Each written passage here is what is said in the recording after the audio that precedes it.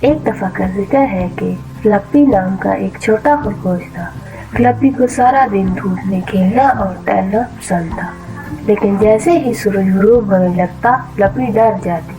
اندھیرا اسے خوفزدہ کر رہا تھا، وہ ہمیشہ اپنے آرام دہ بل کی طرف بھاگتا تھا۔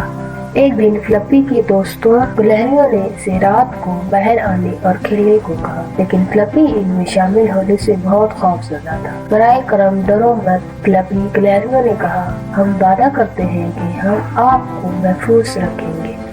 فلپی ہچکچا رہا تھا، لیکن اس نے اپنے دوستوں پر بھروسہ کیا، لہٰذا وہ اس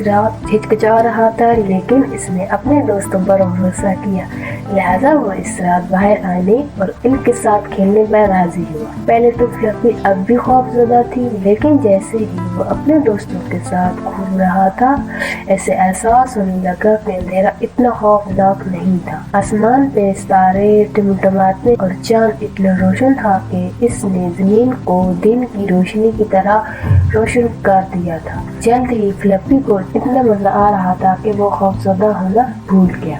وہ ہنستا رہا اور اپنے دوستوں کے ساتھ کھیلتا رہا، یہاں تک کہ اس کے بل پر واپس جانے کا وقت آ گیا۔ اس رات کے بعد سے فلپی پھر کبھی اندھیرے سے نہیں ڈری۔ اس نے جان لیا تھا کہ اپنے دوستوں کی مدد سے وہ اپنے خوف پر قابو پا سکتا ہے۔